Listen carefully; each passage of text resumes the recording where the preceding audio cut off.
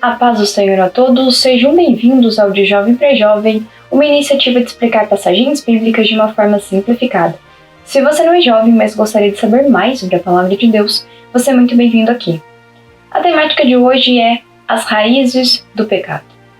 Então o foco deste vídeo é a respeito dos 7 pecados capitais, que são as fontes dos demais pecados. O primeiro deles, então, a soberba, que culminou até mesmo na queda de Lúcifer, que quis, então, se colocar acima de Deus. E nessa mesma intenção, ele tenta, então, Adão e Eva no jardim, em Gênesis no capítulo 3, onde ele apresenta que eles poderiam, então, ser iguais a Deus, conhecedores do bem e do mal. Então ele apresenta a eles essa usurpação de querer ser igual a Deus. Mas o que é a soberba? A soberba, então, ela é a valorização excessiva de si mesmo e o desprezo pelo outro e por Deus. Mas a soberba, ela vai além de uma vaidade. Ela é uma rebelião contra Deus, onde a pessoa ela tem uma crença de que ela não depende de Deus e ela também é a fonte da sua própria bondade. Então essa pessoa ela não se vê como criatura dependente de Deus, e sim como autossuficiente. Eu posso, eu consigo, e tudo isso sozinho. E não há espaço então para a atuação de Deus na vida delas. Por isso, então, que a soberba, o orgulho, a soberba aqui no sentido de orgulho, é a raiz dos demais pecados, pois através dela não há espaço para o arrependimento. A pessoa não se vê como dependente de Deus, e ao não se ver como dependente de Deus, há então o perigo de que a pessoa não se arrependa então dos seus demais pecados.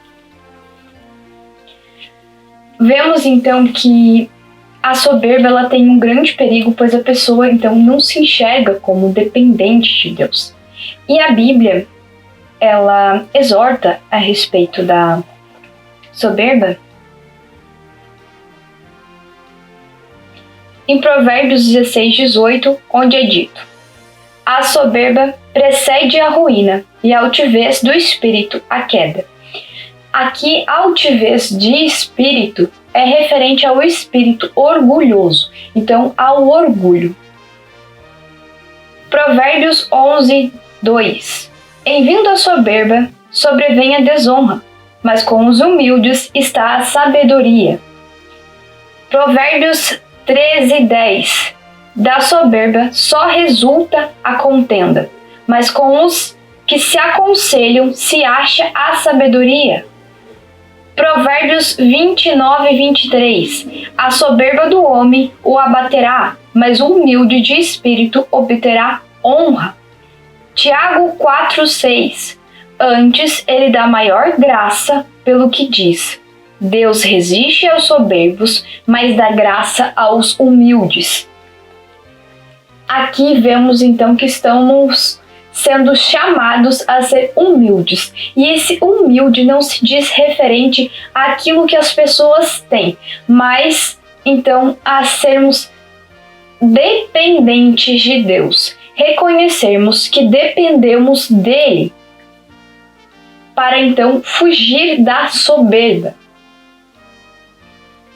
O segundo pecado, então, a avareza, ela é referente a um desejo descontrolado, excessivo por bens materiais ou poder. O avarento, então, ele colocou no centro da sua vida o desejo, o amor, a cobiça pelo dinheiro, pela materialidade. Na vida dele, então, em vez do centro da sua vida estar Cristo, Deus, está o dinheiro. Vemos então que essa pessoa ela tem uma cobiça e um amor exagerado, excessivo pelo dinheiro. Em Lucas, no capítulo 12, do 13 ao 21, Jesus está exortando então a respeito da avareza. No 15, então, Lucas capítulo 12, 15, é dito: Então lhes respondeu: Tende cuidado e guardai vós de toda e qualquer avareza, porque a vida de um homem não consiste na abundância dos bens que ele possui. Então aqui Jesus está falando para que a gente não confie nos bens materiais, pois mesmo aqueles que têm uma abundância de bens, não significa que neles haverá uma alegria, uma felicidade, uma paz. Pois vemos muitas pessoas que têm muitos bens materiais, mas na vida delas não há felicidade, pois a nossa felicidade vem de Deus. Ele que provém essa felicidade e dá uma paz ao nosso coração. Mesmo em circunstâncias difíceis, encontramos paz, pois ela vem de Deus. Mas aquele que é avarento, o centro da sua vida está no dinheiro. Então para ele não há espaço para que a paz de Deus tome o seu coração, pois o desejo de ter mais e mais e mais bens toma espaço na sua vida. Não estamos falando aqui então de pessoas que necessitam então pagar suas contas, ter uma moradia. Todos nós necessitamos dessas coisas, são as nossas necessidades básicas. Mas estamos falando de alguém que o centro da sua vida está em volta do dinheiro, então das coisas terrenas. Em 1 Timóteo 6,10, porque o amor do dinheiro é a raiz de todos os males, e alguns, nessa cobiça, se desviaram da fé, e assim mesmo se atormentaram com muitas dores. Então aqui Paulo, ele exorta sobre o amor ao dinheiro e o perigo do amor ao dinheiro, pois por meio deste amor, muitos se desviaram da fé, então abandonaram a fé por amor ao dinheiro. Houve uma troca então de valores. Em Colossenses 3,5 é dito: Fazeis, pois, morrer a vossa natureza terrena, prostituição, impureza, paixão lascívia, desejo maligno e avareza, que é a idolatria. Então, aqui, Paulo chama a avareza de idolatria, pois muitos colocam, então, o dinheiro como o centro das suas vidas, e isso é uma idolatria. Quando trocamos o centro da nossa vida, que deve ser Deus, por outras coisas, isso se torna uma idolatria. Então devemos fugir da avareza para não cairmos então na idolatria pelo dinheiro. O dinheiro é necessário para muitas coisas, mas ele não deve ser o centro da nossa vida. A gente deve então buscar as coisas lá de cima em primeiro lugar. Em terceiro lugar, então, sobre a inveja. Ela é o sofrimento pelo bem alheio, onde a pessoa não consegue ter felicidade pelas conquistas do outro. A pessoa enxerga, então, aquilo com uma tristeza, e junto dessa tristeza vem um sentimento destrutivo, o desejo para que a pessoa perca aquilo que ela tem. Um desejo que, se aquilo não pode ser meu, que aquilo seja destruído, que a pessoa perca. Então, junto com isso, produz na pessoa um ressentimento que leva a uma autodestruição, pois a pessoa não se contenta com a própria vida. É sempre sobre o outro, o que o outro tem, o que o outro faz, o que o outro é. Pois a inveja ela se apresenta de muitas formas. Em Gênesis 26, do 12 ao 18, a gente vê sobre Isaac e suas conquistas. E os filisteus começam a invejar as conquistas que ele tem, pois ele começa a adquirir muitos bens materiais. Então a inveja se apresenta sim sobre bens materiais, como aqui é um exemplo. Mas em Números 12, a gente vê Miriam e Arão questionando a autoridade de Moisés. Até mesmo questionando por que ele casou então com uma cuxita e não com uma israelita. E por que então ele era o líder ali que Deus colocou ele, sendo que os três eram usados por Deus. Aqui a inveja se apresenta então contra a liderança de Moisés. Então muitas vezes a inveja pode se apresentar no sentido de que a pessoa se foi colocada em um cargo de destaque, seja na igreja, seja na escola, seja na faculdade, trabalho, em vários âmbitos. Então até mesmo naquilo que a pessoa teve um destaque, a inveja se apresenta. ou até mesmo pela personalidade da pessoa, pela aparência da pessoa, pela felicidade da pessoa, pela família da pessoa. A inveja se apresenta então em vários âmbitos. Acerca da inveja, vemos em Gálatas 5:26: não nos deixemos possuir de vanglória, provocando uns aos outros, tendo inveja um dos outros. E em Provérbios 14:30, o ânimo sereno é a vida do corpo, mas a inveja é a podridão dos ossos. E aqui, podridão dos ossos é sobre o poder autodestrutivo, então, da inveja. Ela age na vida das pessoas como um câncer. Ela vai destruindo a pessoa. Ela não consegue mais ter felicidade na sua própria vida. E isso é muito perigoso, pois a pessoa deixa então de se viver para si e começa a viver em busca de cobiçar aquilo que o outro tem. Então vemos que a inveja ela leva a outro pecado, a cobiça. Também em Hebreus 15:5, seja a vossa vida sem avareza. Contentai vós com as coisas que tendes, porque ele tem dito, de maneira alguma te deixarei, nunca jamais te abandonarei. Então o Senhor vai suprir as nossas necessidades básicas. Não devemos então cobiçar aquilo que o outro tem. Até mesmo não sabemos a forma que ele conquistou aquilo. Então é perigoso a gente estar cobiçando aquilo que o outro tem. Em Salmo 37:7, descansa no Senhor e espera nele. Não te irrites por causa do homem que prospera em seu caminho, por causa do que leva a cabo os seus maus desígnios.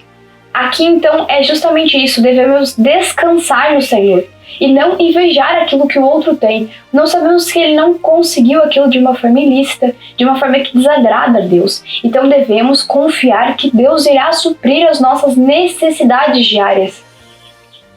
Em Tiago 3:14-16, se pelo contrário tendes em vosso coração inveja amargurada e sentimento faccioso, nem vos glorieis disso, nem mintais contra a verdade.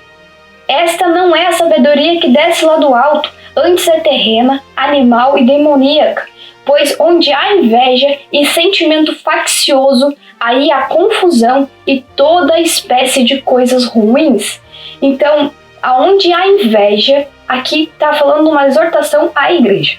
Então, no espaço religioso, muitas vezes uma pessoa consegue destaque, ela consegue ser líder de departamento, ela consegue ser usada de muitas formas, isso desperta inveja.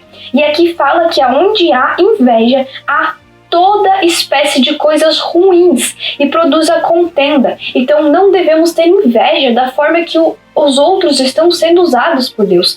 A partir disso, entendemos então que somos partes do corpo de Cristo. Todos nós somos usados de uma forma para a glória de Deus e não para a nossa glória. Então não é sobre nós, e sim para a glória de Deus. Então, se um irmão está sendo usado, devemos agradecer a Deus pela forma que Ele nos usa, que usa os irmãos, pois todos nós cooperamos no corpo de Cristo. Vemos então que a inveja ela se manifesta de muitas formas.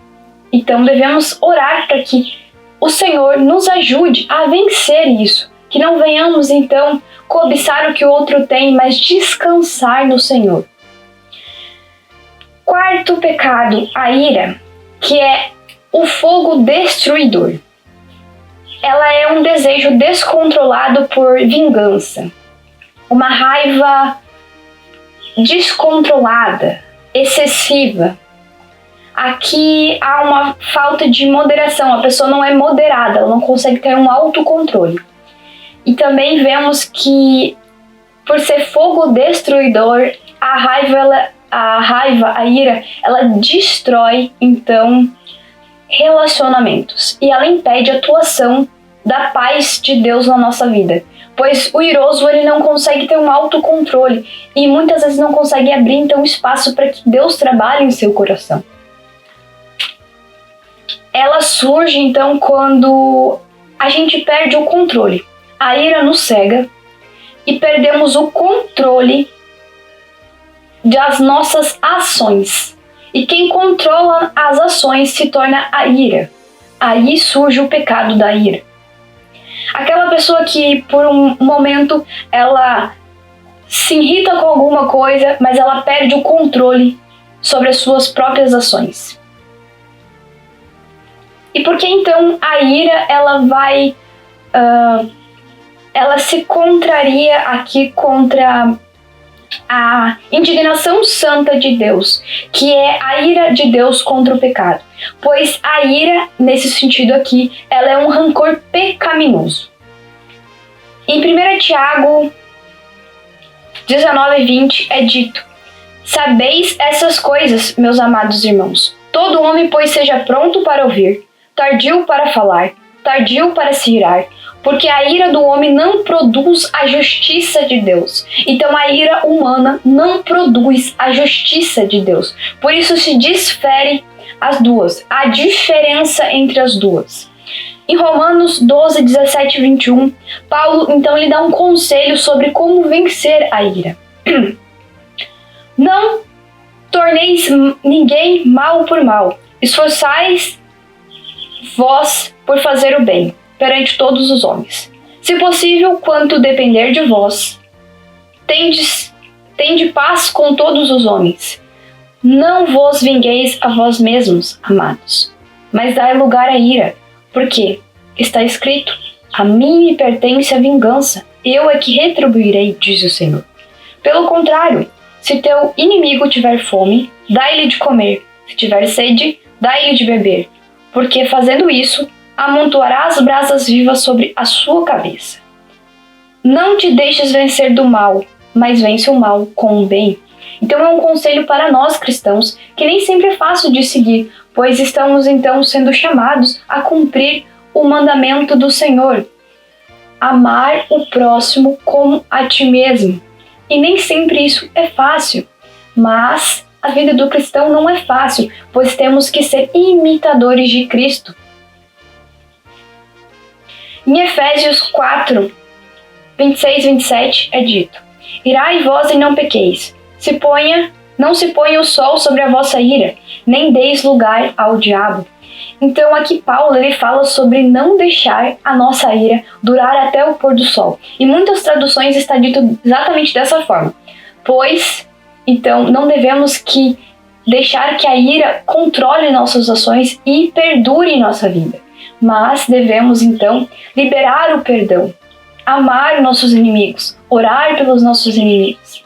E novamente digo que não é tão fácil isso, mas pela ação do Espírito Santo em nossa vida, isso se torna mais fácil de exercer. O quinto pecado, então, é a luxúria, que diz respeito, então, a um desejo desordenado e egoísta pela satisfação sexual. Então, aqui a pessoa ela enxerga o outro como um objeto de prazer, apenas isso.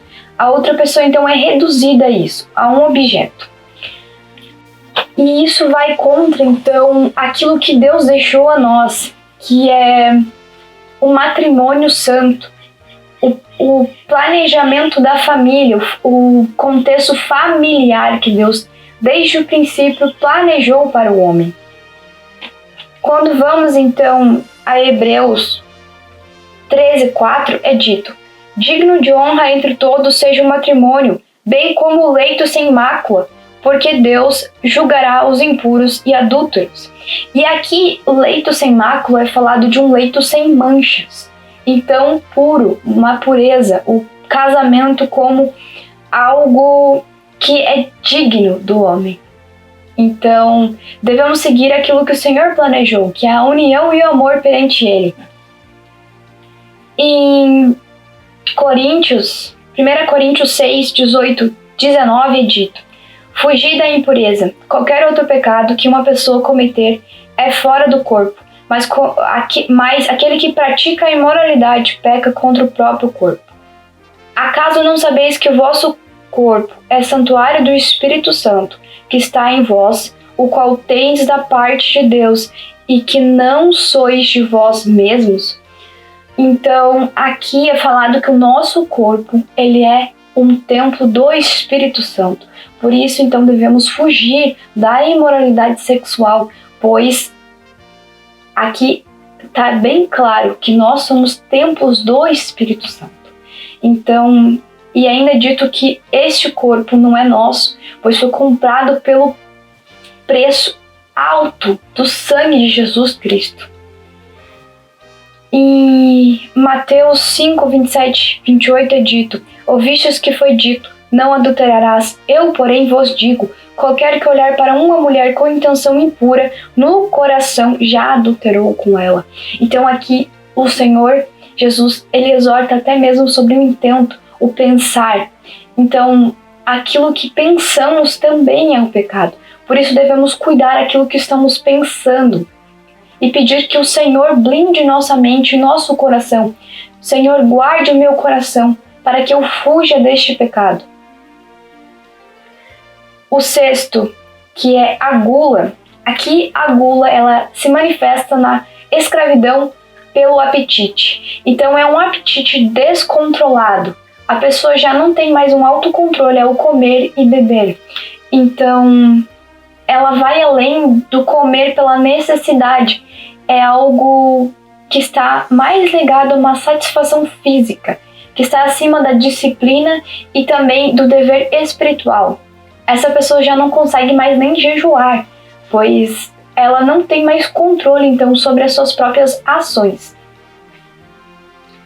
Em Filipenses 3,19 é dito: o destino deles é a perdição, o Deus deles é o ventre, e a glória deles está na sua infâmia, visto que só se preocupam com as coisas terrenas. Isso diz que o Deus deles são os desejos do corpo, por isso que é falado do ventre.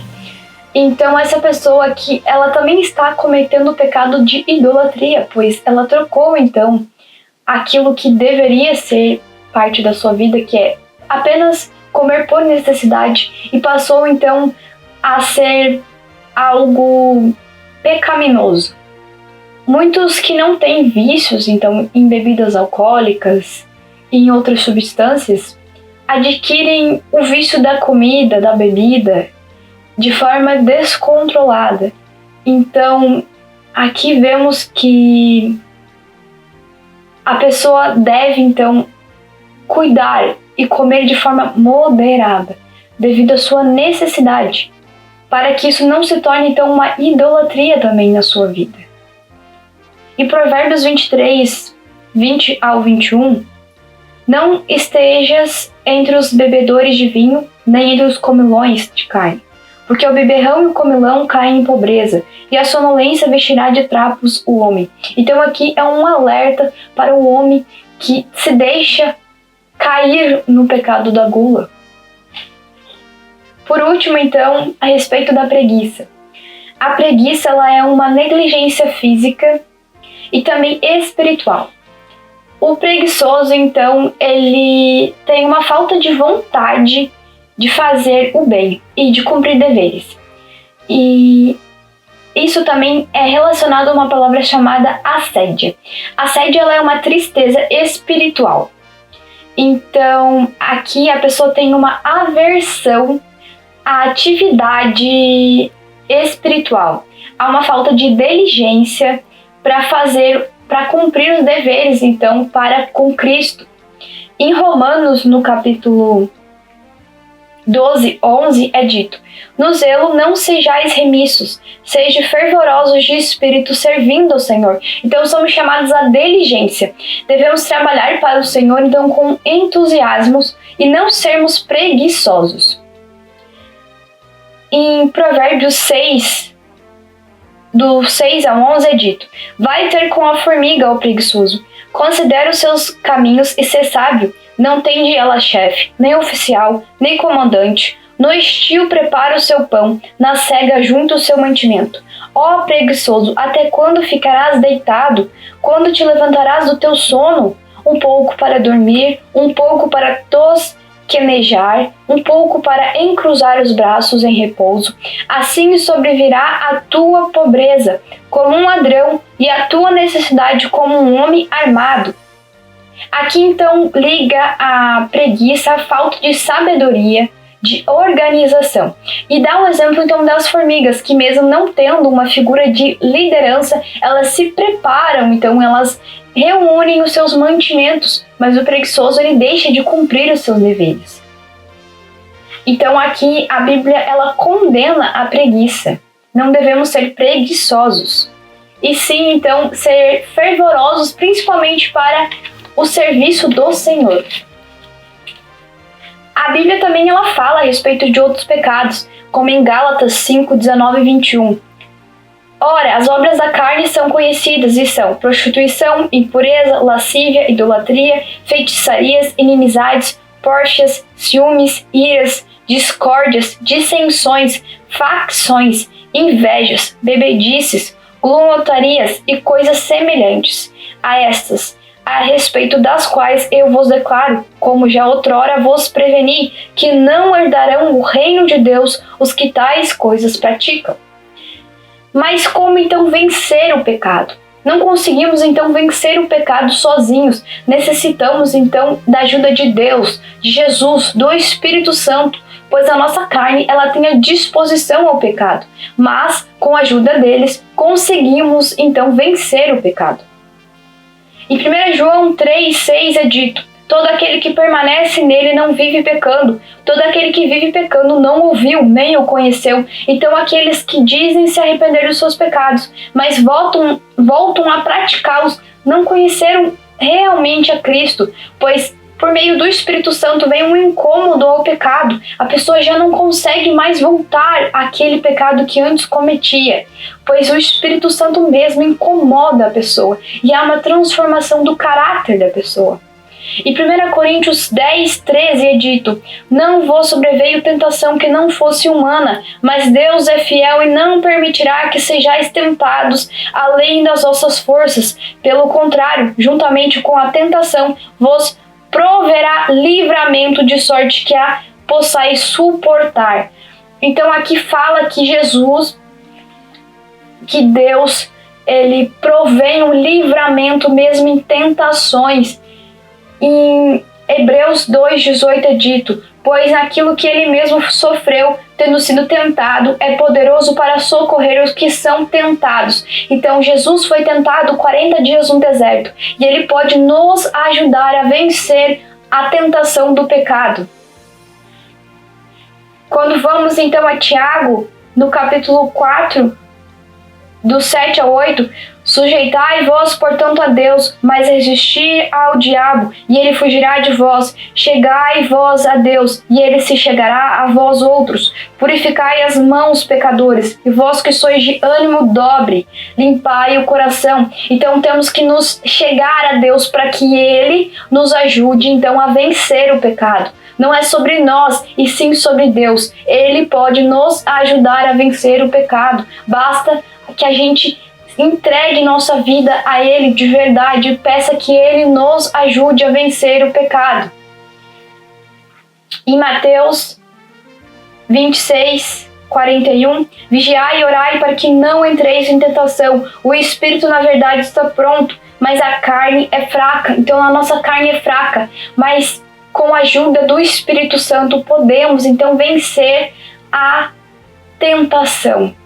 E como? Orando e vigiando. Aqui está dito. Devemos nos aproximar de Deus, entregar nossa vida a Ele, vigiar e orar para que a gente vença o pecado. E em Tiago aqui 4 foi dito que não devemos então, não deve ser passivo diante do pecado, mas resistir a ele.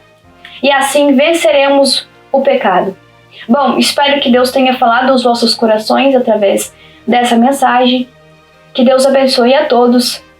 E essa foi a nossa temática de hoje. E no próximo domingo voltamos então com mais uma temática. Até o próximo domingo.